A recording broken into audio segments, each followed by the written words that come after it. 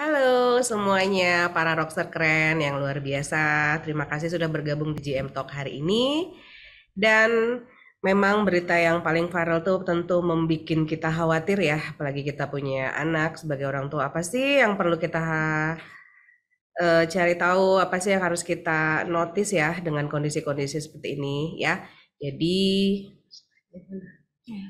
kita ingin tentang gangguan ginjal akut ini yang lebih viral beritanya. Jadi kita juga perlu tahu apa yang terjadi ya. Jadi dengan kasus ada anak-anak yang sehat sebelumnya balita ya, dikatakan anak itu kan dari usia 0 sampai 18 tahun ya, yang mengalami infeksi saluran nafas ya, batuk, pilek, terus berobat, terus tiba-tiba mengalami gagal ginjal. Atau misalnya ada gangguan pada saluran cerna, misalnya ngalamin diare, mencret, terus makan obat, berobat, tiba-tiba ngalamin gangguan ginjal, terus harus cuci darah, tiba-tiba meninggal. Tentu bikin sedih ya para orang tua ya. Ada apa ini gitu. Sementara anak-anak kita yang lucu-lucu dan sehat itu ya, sebelumnya sehat, hanya istilahnya 14 hari terakhir ini mengalami batuk, pilek, diare, demam, nggak ada masalah ginjal. Kok bisa ya? Akhirnya cuci darah dan meninggal gitu. Ada apa ini gitu? Gangguan ginjal akut misteriusnya ada apa ini gitu. Jadi kalau mau ngasih kode berikutnya bilang aja. Next aja. Oke, next. Kita kenalan dulu nih ya. Kalau di awam di masyarakat, waduh gagal ginjal. Apa ini gagal ginjal gitu ya? Roster sekalian mohon maaf ya, roster keren semuanya ya. Jadi kalau dulu namanya gagal ginjal akut, tapi kalau sekarang itu disebut gangguan ginjal akut atau acute kidney injury. Dikatakan acute kidney injury atau gangguan ginjal akut adalah penurunan fungsi ginjal secara mendadak yang ditandai dengan peningkatan racun-racun di dalam tubuh yang seharusnya sudah tereliminasi dari dalam tubuh. Jadi seharusnya sudah dibuang racun-racun dalam tubuh itu. Jadi normalnya semua kita manusia tuh punya 2 buah ginjal ya, yang berada di punggung belakang, bawah, kanan dan kiri. Apa itu fungsi ginjal itu? Ada 2 yang paling utama. Satu, membuang cairan yang berlebih di dalam tubuh. Yang kedua, membuang zat racun atau sisa metabolisme tubuh. Jadi kalau ginjalnya bermasalah, maka fungsinya juga bermasalah. Berikutnya, next. Apa itu masalahnya? Pertama akan muncul bengkak-bengkak ya di kelopak mata, di tungkai kaki, di skrotum pada laki-laki ya. Bisa juga ditandai dengan nggak ada produksi urin atau berkurang produksi urinnya karena kan nggak bisa dibuang tadi cairan yang berlebih dalam tubuhnya. Sehingga adanya racun-racun di dalam tubuh manusia yang mengalami gangguan ginjal akan berkaitan dengan parameter yang menilai fungsi ginjal tadi, disebut ureum kreatinin. Akan meningkat dia ureum kreatininnya jika terjadi gangguan ginjal. Berikutnya. Jadi gangguan ginjal akut misterius ini kok kayaknya hal yang baru yang menyeramkan. Itu gimana ya sebenarnya ya? Ada roster, mohon maaf. Roster mah itu tempat atas. Jadi roster ya, kalau secara definisi sama ya, gangguan ginjal tuh sama. Jadi gangguan ginjal akut itu sudah terjadi, namun semakin meningkat terutama sejak Agustus 2020. Penyebabnya ini yang berbeda. Tetapi secara definisi sama ya. Dan perkembangan ilmu pengetahuan kedokteran tuh dan teknologi kan ya berubah-berubah ya. Sebulan yang lalu aja dengan perkembangan ilmu teknologi ya bisa berubah dibandingkan yang terbaru kemarin. Berikutnya next. Nah, di awal Agustus 2020 di seluruh hampir Indonesia ya, di Pulau Jawa, Pulau Bali, Pulau Sumatera, Pulau Kalimantan, Sulawesi, Nusa Tenggara, hingga Papua Barat, itu tiba-tiba dilaporkan kasus bahwa anak yang sehat tapi ada riwayat mengalami infeksi 14 hari terakhir dan tidak ada kelainan ginjal sebelumnya, maka tiba-tiba mengalami gangguan ginjal akut progresif atipikal. Istilahnya, progresif itu terjadi sangat cepat dan dalam waktu yang singkat. Atipikal masih misterius, nggak tahu kita. Berbeda dengan yang sebelumnya. Ada apa ini? Nah, berikutnya next. Sehingga lonjakan kasusnya itu banyak ya, diinvestigasi dan dievaluasi, bisa karena lonjakan infeksi COVID ya, di mana pandemi kita tahu belum berakhir ya. Ada namanya MISC atau kegawat daruratan akibat infeksi COVID ya, dan sudah ditata laksana infeksinya, MISC kegawat daruratannya, dan cuci darahnya sesuai indikasi, tapi hasilnya tetap kematian tetap tinggi. Lalu dievaluasi dan investigasi kembali. Ada apa ini? Berikutnya.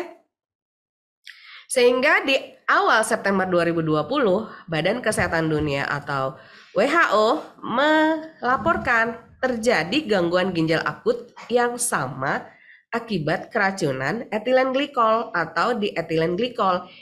Seperti di Indonesia kasusnya mirip ya. Jadi diinvestigasi lagi ternyata kesamaannya adalah menggunakan obat-obatan yang digunakan untuk mengatasi infeksi saluran pernafasan dan saluran pencernaan yang menyebabkan ananda kesayangan tidak bisa pipis atau berkurang produksi urinnya. Berikutnya. Sehingga diteliti ya, ilmu pengetahuan ilmiah kedokteran tuh menggunakan penelitian yang kita pegang ya. Diteliti dijumpai di dalam urin dan darahnya ada etilen glikol. Dan juru bicara Kementerian Kesehatan Republik Indonesia ya Bapak M. Sahril juga menyatakan bahwa riset penelitian dari pihak Kementerian Kesehatan terkait biopsi ya terbukti ada etilen glikol di ginjal. Jadi pada jasad ananda kesayangan yang meninggal diambil ya, namanya biopsi, diambil sebagian jaringan, diteliti dan dijumpainlah etilen glikol di dalam ginjalnya. Next. Apa ya etilen glikol atau dietilen glikol yang menyebabkan kematian pada ananda kesayangan yang banyak ini? Etilen glikol atau dietilen glikol adalah senyawa ya, zat kimia berupa cairan yang tidak berwarna, tidak berbau dan memiliki rasa yang manis ya, digunakan sebagai pelarut dalam obat sirup. BPOM telah menetapkan ya, Badan Pengawas Obat dan Makanan menetapkan persyaratan pada saat registrasi obat di Indonesia mesti dalam batas aman digunakan ya, karena dapat keracunan berat jika tertelan dalam jumlah yang banyak. Jadi ini adalah pelarut dalam obat sirup. Gejalanya adalah ini sangat singkat sekali. Jadi kita sebagai orang tua mesti perlu memantau ananda kesayangan kita ya. Stadium 1 dalam 30 menit sampai 1 jam pertama. Jadi benar-benar setelah minum obat sirup kita pantau ananda kesayangan kita. Apakah ada fungsi susunan saraf pusatnya yang menurun? Seperti apa nih? Contohnya, kesadaran ananda kesayangan kita menurun, diajak bicara nggak nyambung, anak terlihat lemas, mengantuk, sakit kepala, nggak bisa mengontrol gerakan tubuh, sehingga seperti melakukan kegiatan yang tidak terarah. Ya, ada juga gejala saluran cerna seperti mual, muntah, dan diare. Kalau misalnya orang tua tidak notice dengan stadium 1 ini, bisa berlanjut ke stadium 2, yang berlanjut berikutnya dalam waktu 12 jam sampai 24 jam, di mana terjadi perubahan kadar keseimbangan asam basa di dalam tubuh yang ditandai darah menjadi asam. Dan ini sangat berbahaya sekali ya. Darah kita tidak boleh asam karena itu bisa mengancam nyawa ya. Klinisnya nafas yang dalam, cepat, ngos-ngosan sebagai kompensasi tubuh untuk membuang racun yang menumpuk di dalam tubuh. Juga ada gejala gangguan jantung dan pembuluh darah, laju nadi yang cepat, bibir kebiruan, wajah dan paru bengkak karena ginjalnya terendam cairan karena nggak bisa dibuang cairan yang berlebih tadi ya. Sesak napas sehingga lama-kelamaan jantung gagal memompa darah ke seluruh tubuh, disebut gagal jantung. Ini saja sudah terjadi dalam waktu 12 jam sampai 24 jam setelah minum obat sirup. Jadi benar-benar sangat cepat sekali. Next. Jika orang tua kurang memperhatikan gejalanya, maka bisa berlanjut ke gejala stadium 3 yang berlangsung selama dalam waktu 24 jam sampai 72 jam. Mulailah terkena ginjal Ananda kesayangan. Sebagai organ vital ya, klinisnya apa? Ada sakit bagian tengah kiri punggung belakang, produksi urin atau pipisnya berkurang dan tidak ada sama sekali dalam waktu 6 sampai 8 jam di siang hari. Jadi cluenya adalah siang hari ya, ayah bunda semua kesayangan. Kalau malam hari memang pipis berkurang karena hormon yang mengatur pipis di malam hari itu menurun. Yang karena berkaitan dengan peningkatan hormon yang berkaitan sama tidur di malam hari. Jadi kalau misalnya anaknya nanti kurang pipisnya di malam hari, nggak usah buru-buru dibangunin untuk dibawa ke IGD rumah sakit terdekat. Kan kasihan Ananda kesayangannya. Jadi kalau ginjalnya rusak, nggak mampu menyaring dan membuang zat-zat penumpukan kristal jenis oksalat di dalam ginjal, maka akan terjadi gangguan ginjal akut. Berikutnya. Nah, gimana ya perawatan terhadap Ananda kesayangan kita yang mengalami gangguan ginjal akut ini? Tergantung dari derajat berat kondisi klinis anak yang dibawa ke rumah sakit ya. Pertama tentu jika pas Ananda kesayangan kita masih bisa ngomong ya akan dievaluasi. Tapi kalau datang dengan kondisi penurunan kesadaran, karena biasanya orang tua nggak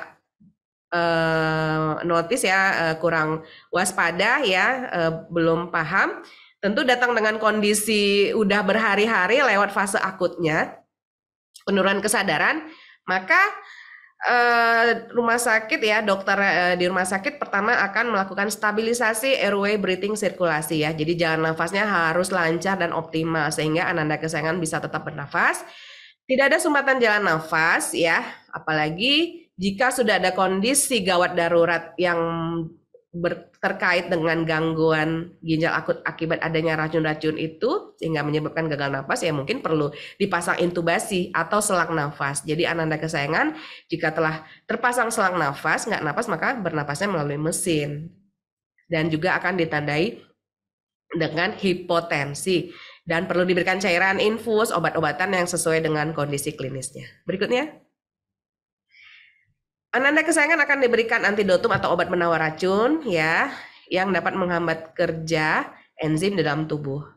Dan bisa juga kondisi Ananda yang berat yang banyak racun karena ginjal nggak bisa membuang akan perlu menjalani dialisis atau cuci darah ya, apalagi jika urinnya nggak ada sehingga cairan di dalam tubuh berlebihan membuat bengkak, paru-paru terendam, nggak bisa bernapas ya, racun meningkat di dalam tubuh. Peningkatan kadar ureum kreatinin yang terkait dengan racun-racun yang meningkat dalam tubuh, peningkatan kadar elektrolit yang harusnya sudah dibuang, terutama kalium yang mengganggu fungsi dan kerja jantung ya perlu cuci darah. Dan cuci darah itu sendiri bisa dikategorikan dalam dua cara, bisa menggunakan mesin atau alat yang ditanam di dalam perut. Yang keempat akan dilakukan monitoring ketat ya, pemeriksaan klinis, laboratorium, dan pemeriksaan penunjang khusus seperti radiologi dan CT scan. Berikutnya. Nah, apakah bisa sembuh nih gangguan ginjal akut misterius ini? Gimana kalau sudah terjadi pada Ananda kesayangan kita? Apakah bisa sembuh? Apakah nasibnya sama seperti Ananda kesayangan kita yang sudah duluan menghadap Allah ya? Akibat gangguan ginjal akut misterius ini karena sudah parah ya, dibawa ke rumah sakit terlambat. Ya, kesembuhan tergantung dari derajat beratnya kondisi klinis Ananda kesayangan kita. Jika datang dalam kondisi fase akut atau kurang dari 48 jam, jadi kurang dari 48 jam ya ayah bunda kesayangan ya, ditangani dalam fase akut bisa membaik ya.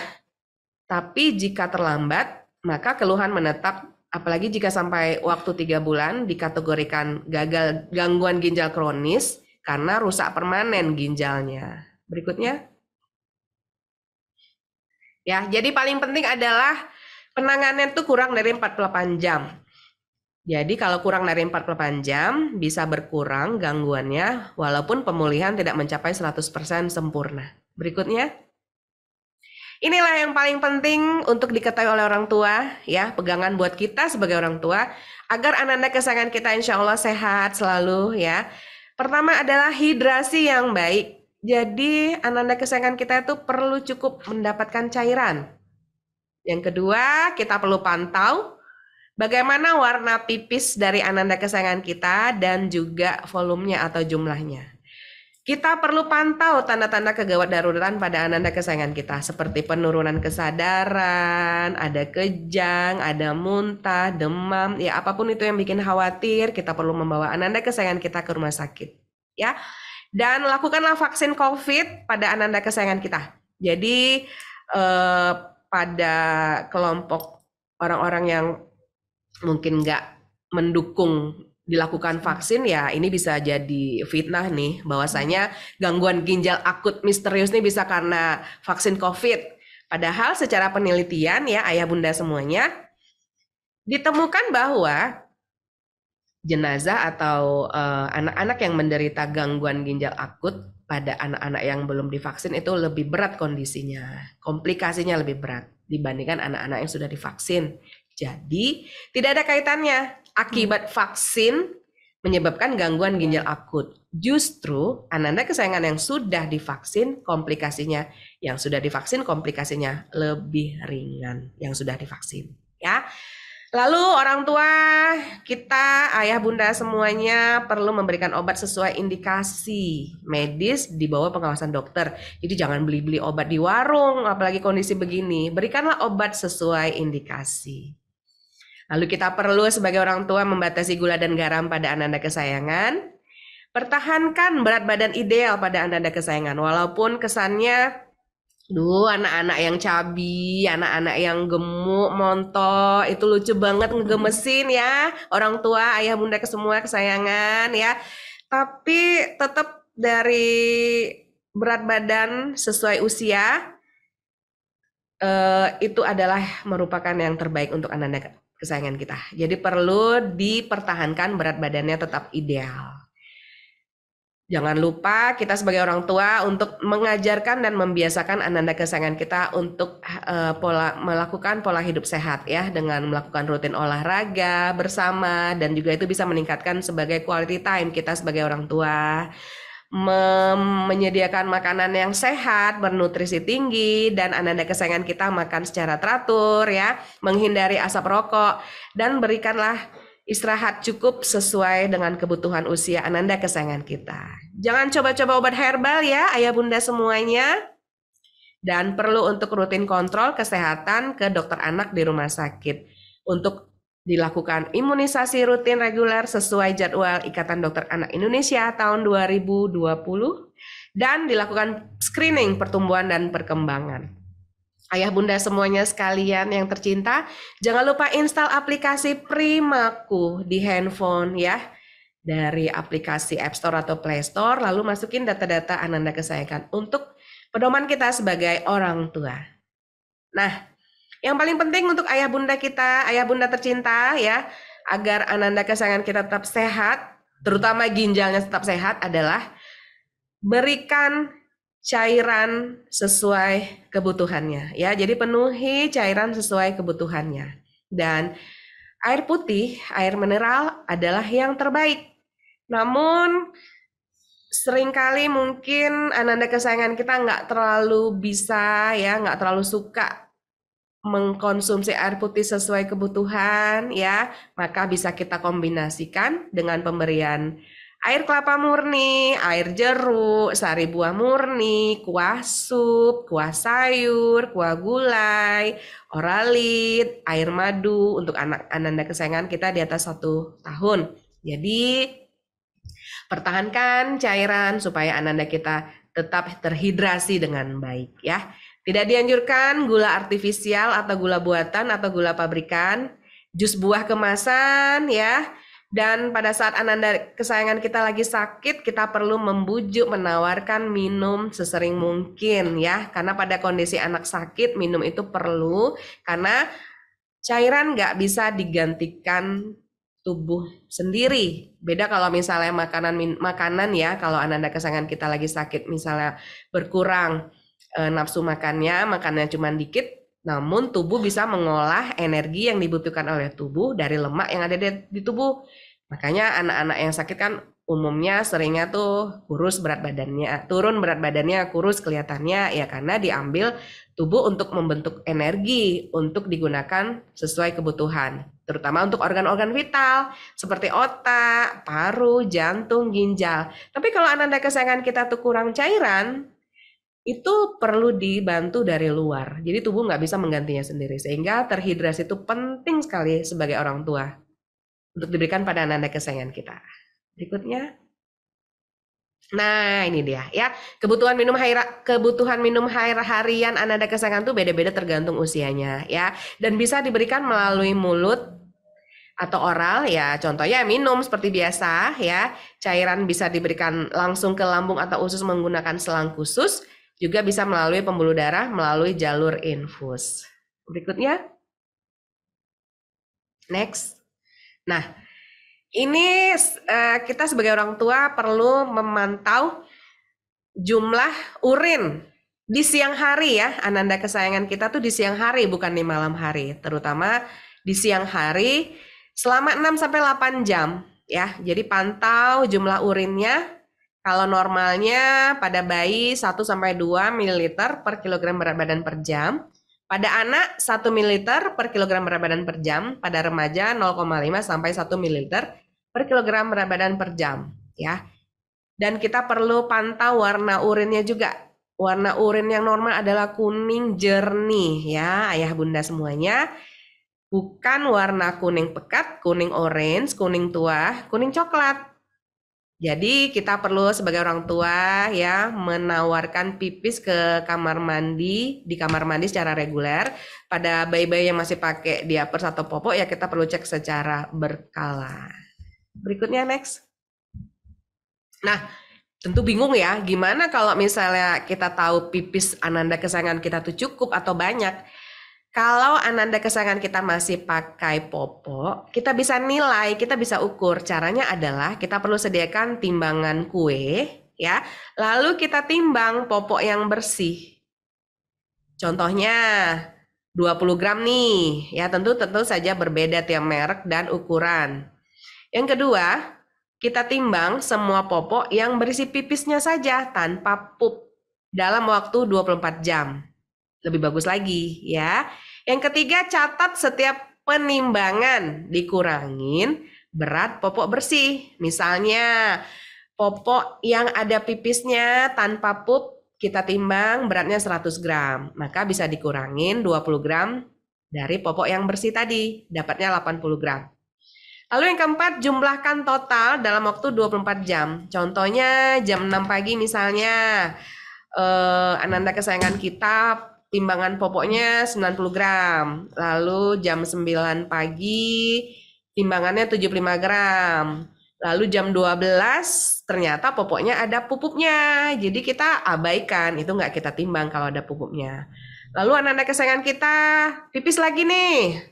Kita timbang lagi diapersnya misalnya jam 15, 110 gram. Jadi kita totalin semua dapatnya misalnya 450 gram.